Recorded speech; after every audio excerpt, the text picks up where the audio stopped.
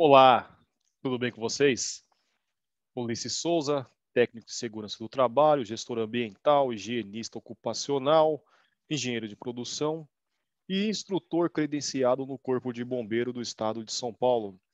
Qual que é o nosso assunto aqui hoje? Nós vamos comentar sobre produtos perigosos.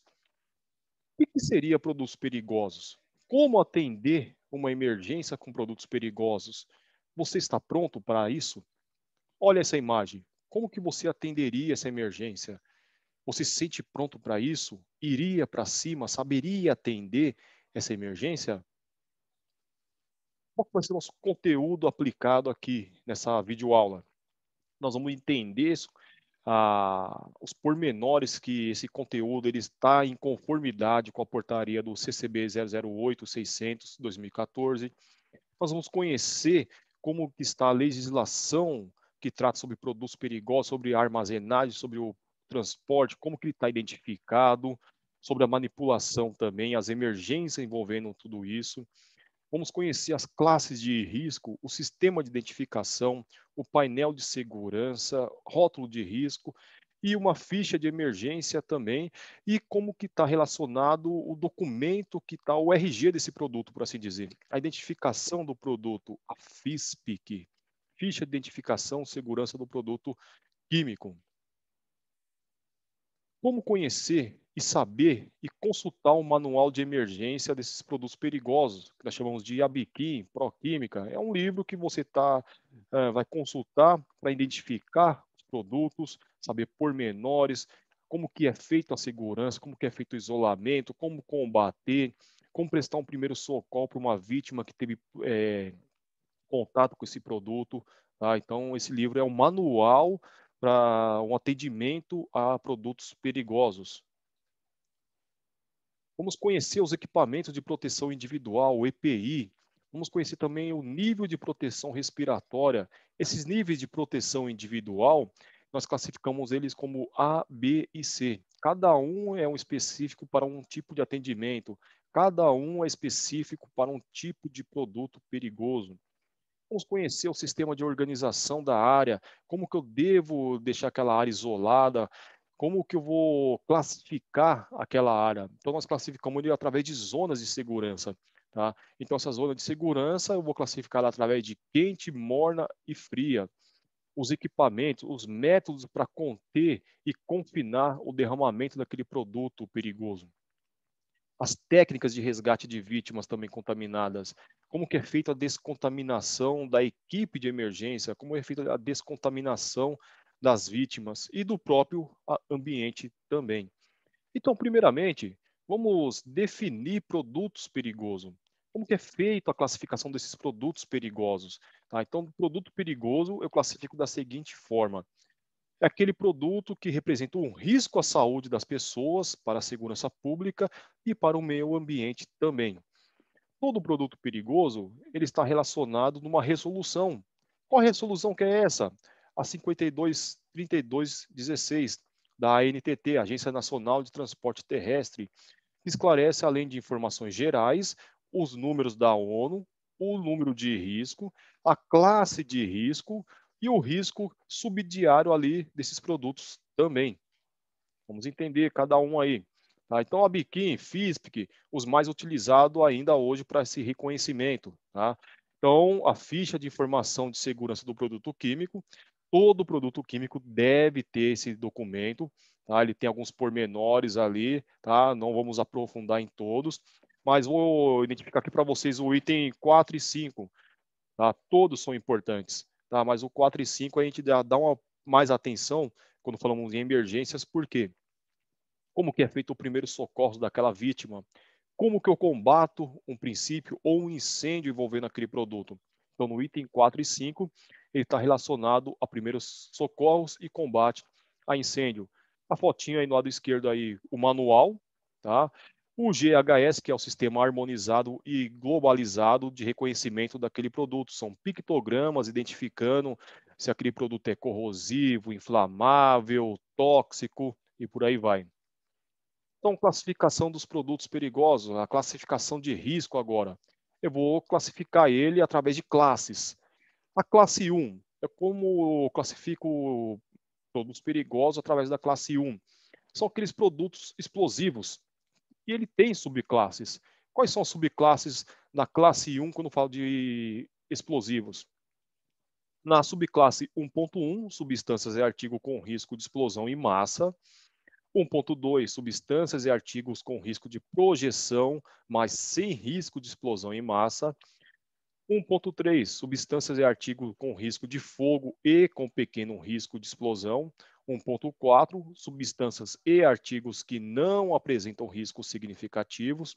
1.5, substâncias muito insensíveis com risco de explosão em massa.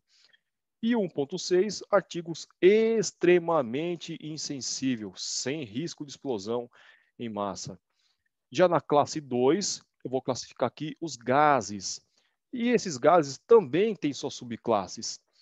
2.1, 2 e 3. 2.1 são gases inflamáveis. 2.2 são os gases não inflamáveis e não tóxicos. E 2.3 são os gases tóxicos. Na classe 3, temos todos os líquidos inflamáveis.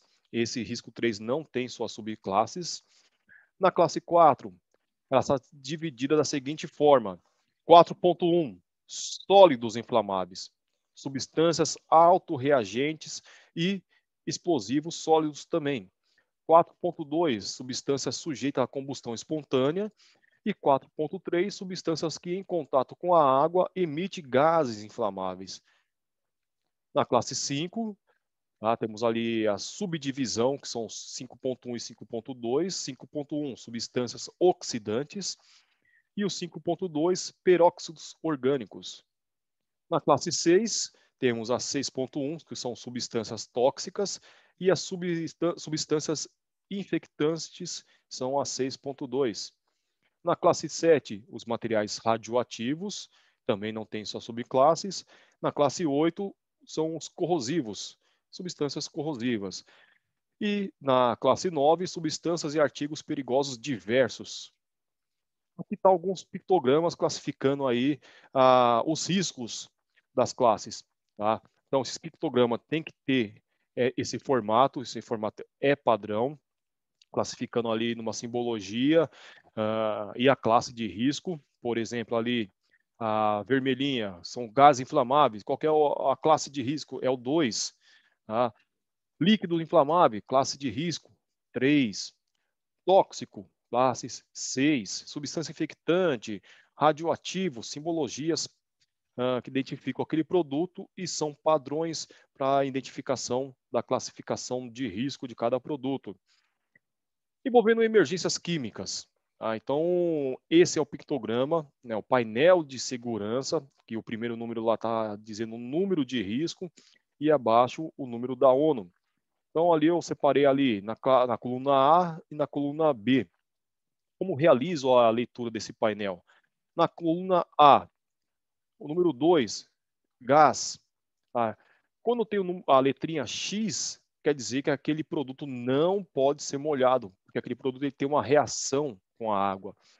3, inflamável. 4, sólido, e por aí vai. Na coluna B, tá? Ela está dizendo ali qual que é a subclasse. Então, o 0 quer dizer que tem uma ausência de risco. Tá? Na coluna B ainda, 1, explosivo. 2, emana gás. 3, inflamável. 8, corrosivo. 9, todo sujeito a reação violenta, e por aí vai. Reforçando a letrinha X. Tá? Toda vez que eu ver a letrinha X antes do algarismo, significa que essa substância ela reage perigosamente, bruscamente com a água. Então, não devo jogar água. Mas é um incêndio. O incêndio se combate com água? Não, teoricamente, para todos os produtos.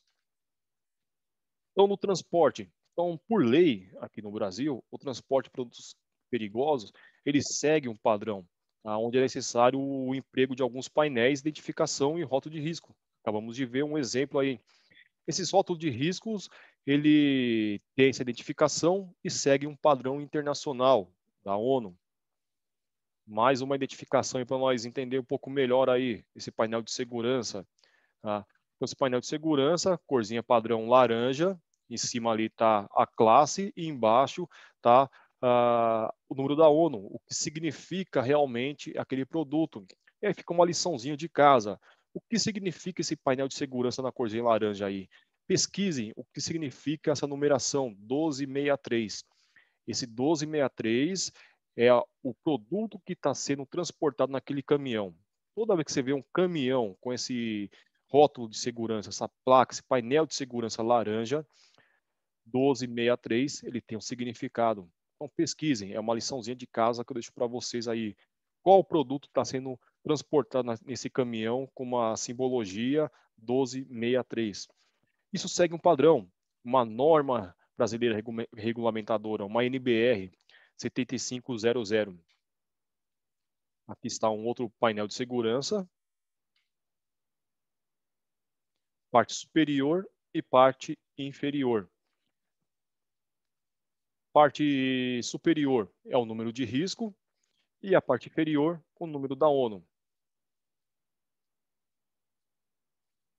Aqui está mais algumas fotos para vocês entenderem realmente o que significa cada painel. Tá? Quando eu ver um painel que ele não tem nada escrito nele, não tem as classes, não tem o número da ONU, o que significa? São produtos variados, só que esse produto variado ele tem que ser compatível. Por exemplo, eu carrego dois produtos diferentes e eu tenho essa placa, não contém nada escrito nela, tá? Esse produto ele deve ser compatível entre si. Não vai adiantar nada eu carregar um produto que não tem compatibilidade com outro produto. Vai ter uma reação, eu vou ter uma emergência. Esse é o manual de auxílio que todo profissional de emergência utiliza, ele usa para identificar os produtos perigosos a nível de conhecimento. Esse manual para atendimento a emergências com produtos perigosos, da Bequim, eu posso baixar ele para utilizar como um aplicativo. Tá? Mas qual que é a dica que eu deixo aqui? Eu posso utilizar para estudar numa emergência real. Quem vai utilizar ele? Tá? Então, são pessoas que estão longe da emergência. Por que isso? Num celular, num tablet, eu estou próximo de um produto que emana gases inflamáveis, uma pequena reação que eu possa ter com esse aparelho eletrônico, vai ter uma reação e aí vou ter uma ocorrência também. Então, ele é válido para pessoas que estão longe da zona quente, que daqui a pouco a gente vai aprofundar nesse assunto, para que não haja uma segunda ocorrência. Qual que é a atribuição dessa equipe que chega no local? Tá? Então, toda vez que a equipe de emergência chega no local, existem algumas atribuições. Tá? Principalmente aquela primeira pessoa, primeira equipe que chega no local. Quais são as atribuições do primeiro no local? Existem algumas fases, de 1 a 4. A fase 1, o primeiro no local, o que ele deve fazer? Ele deve mobilizar, deslocar, aproximação segura, ele deve se aproximar de forma segura daquele local. Então, ele mobiliza todo aquele cenário para que as outras equipes que chegam e realmente chegam com segurança. Na fase 2, ele vai identificar aquele produto através da onde? Do manual que nós acabamos de comentar, através da simbologia, dos pictogramas, do painel de segurança. Então, aquele número que eu deixei para vocês estudar, por exemplo, é aquele número que vai identificar o produto perigoso que tem dentro daquele caminhão. Tá? Eu tenho que fazer isso com uma certa segurança, não devo chegar muito próximo do local. Tá? Terceira fase, sinalizar e isolar o local. Mas qual que é a distância correta para isolar esse local? No manual ele vai me dizer qual que é a distância correta, segura para cada produto. Fase 4, avaliar essa avaliação preliminar e acionamento do órgão de intervenção e o apoio também. Então aqui está algumas classificações das zonas que nós acabamos de comentar. A zona 1, 0, 1 e 2, melhor dizendo, perdão. A zona 0, 1 e 2. Na zona 0, a atmosfera explosiva está muito presente no local ali, durante todo o período da emergência. Então, essa área na qual a mistura explosiva de gases e vapor também. Tá? Então, ali eu concentro a zona 0. Na zona 1, a atmosfera explosiva ela pode ocorrer em operação normal. Então, a área na qual a mistura explosiva de gases ou vapor pode estar presente durante uma operação. E na zona 2, a atmosfera explosiva pode ocorrer em operação normal. A área na qual mistura explosiva de gás ou vapor pode não ocorrer durante a operação normal e, se ocorrer, será durante curtos períodos de tempo. Aqui está a zona quente, ou seja, é a zona na qual realmente a equipe está ali combatendo. Tá? É a primeira zona ali está diretamente na ocorrência. A zona morna, então fiz o isolamento do local, tá? A equipe está combatendo diretamente a emergência e uma equipe de descontaminação, de prestação de socorro, ela está ali numa zona morna. E a zona fria, eu tenho posto de comando, aonde eu vou ter outros pormenores, se eu preciso solicitar mais apoio, radiocomunicação, aonde está as viaturas de transporte dessas possíveis vítimas. E o isolamento da área, como ele deve ser feito? Ele pode ser feito através de cones, tripés, cavaletes, fitas, placas de advertências, afastar curiosos, que infelizmente o curioso não vai te ajudar nada nesse momento. Aqui está uma ilustração como eu devo realmente fazer o isolamento desse local através de cones, fitas zebradas, placas de advertências de se afaste-se. E os EPIs? Qual EPI eu devo utilizar? Qual que é a diferença de kit e EPI? É uma outra perguntinha para você pensar e nos trazer a resposta aí. Manter-se sempre de costa para o vento, tomando como referência o ponto de vazamento. Se eu ficar a favor do vento, o vento ele vai trazer gases, fumaças até a mim, até eu que eu vou fazer o combate dessa emergência. Então, o ponto focal aqui, a segurança do profissional de emergência é manter-se de costa para o vento. Para isso, eu tenho alguns níveis de proteção. Antes de adentrar a emergência, eu identifiquei o produto, agora eu preciso me proteger. E esses níveis de proteção são classificados da seguinte forma: o nível A. O que é o nível de proteção de nível A? É o nível de proteção utilizado quando a proteção para a pele, olhos e a respiração ele deve ser altíssima. Ou seja, tem que ter uma alta proteção. Os equipamentos que compõem o nível A: equipamentos autônomos de pressão positiva, o EPR, equipamento de proteção respiratória, roupa de proteção totalmente encapsulada. É isso que nós vemos nessa figura. Então, essa pessoa está com uma proteção de nível A, é um macacão totalmente encapsulado. Luva de proteção químicas internas e também luvas de proteção externas. Botas com resistências químicas com palmilhas e biqueira de aço, capacete de uso interno, ou seja, esse profissional está com um capacete interno dessa roupa encapsulada. O macacão de algodão de uso interno também, tá? E a radiocomunicação intrinsecamente seguro. O que isso significa? O que é um equipamento intrínseco? É um equipamento que não vai emitir uma energia estática, por assim dizer, e provocar uma explosão. Tá? Tudo que não for intrínseco numa emergência envolvendo produtos perigosos pode causar, sim, uma pequena fagulha, uma pequena centelha e pode decorrer uma outra ocorrência. Por isso que nós comentamos, o uso de celulares, tablet dentro de uma emergência, dentro da zona quente ali, ele não é viável. E sim, quanto mais longe, melhor eu posso utilizá-lo no caso da falta do manual ABIQUIM. É a mesma coisa para lanternas, para rádios comunicadores. Nível B. Quando que eu me protejo? Quando eu coloco a proteção pessoal de nível B? Necessário quando o maior nível de proteção respiratória é necessário. Só que o nível menor de proteção para a pele e para os olhos. Então eu tenho mais trato no nível respiratório do que no nível da pele. Então é o mínimo recomendado em situações de início de entrada até que o perigo tenha sido ali detectado e avaliado. E contém esse nível de proteção B? Equipamentos autônomos de proteção positiva, roupa de proteção, uma ou mais peças, luva de proteção química interna e externas e as botas resistentes químicas com palmilhas e biqueira de aço. Capacete de uso interno, nesse caso já é opcional, e o rádio de comunicação também intrínseco. E o nível C? Ele deve ser selecionado quando o tipo de contaminantes no ar ele é conhecido e sua concentração medida e os critérios de seleção para o uso de equipamentos de proteção respiratória estão de acordo com os padrões mínimos necessários na proteção eficiente. Então, o que contém ali? Já é um respirador facial com filtro apropriado. Nesse caso, eu não utilizo um EPR, nesse caso, eu não utilizo um equipamento de proteção respiratória, uma proteção autônoma, aquele cilindro colocado nas costas, nesse caso, não há necessidade. A roupa de proteção, uma ou mais peças, luva de proteção químicas, luvas, melhor dizendo, tanto a interna como a externa, e as botas de resistências químicas com palmilhas e biqueira de aço. Capacete pode ser opcional, só que quando tratamos de emergência, eu tenho que tratar uma proteção individual num todo. Pensa assim, eu tenho que me proteger de forma respiratória, eu tenho que proteger meus pés, minhas mãos e a cabeça, tá?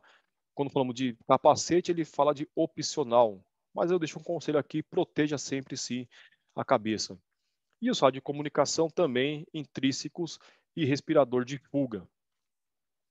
Como que eu estanco o vazamento de um produto? Tá? Então, em algumas situações, é necessário que usamos alguns objetos, alguns equipamentos, artifícios sofisticados e até mesmo equipamentos que sejam altamente especializados. Quais são esses equipamentos? Vamos destacar alguns aqui. O batoque, tá? Que ele pode ser de madeira, bronze ou neoprene. Esse equipamento ele vai estancar ali um tanque, um tambor que está vazando, tá?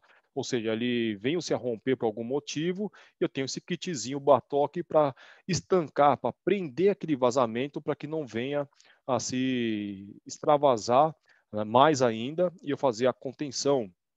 Mas o que vazou, tem um vazamento, vazou produto no solo, aí já vou usar um outro kit de contenção, tá? Ali que contém cordões de isolamento, mantas, travesseiros, absorvente para absorver todo esse produto e por assim fazer o descarte de forma correta, identificado, tá? Para proteger o meio ambiente. Tudo isso é transportado, identificado de forma que atende também legislação do meio ambiente. Temos bolsas infláveis, tá, ideais para tanques rodoviários e estáticos também. As bolsas infláveis para tubulações, fácil aplicação com excelente poder de vedação. Disponível ali em dois tamanhos que podem ser aplicados em tubulações de 5 a 48 centímetros de diâmetro. Turma, espero que vocês tenham tirado proveito dessa matéria. Estudem e até uma próxima videoaula.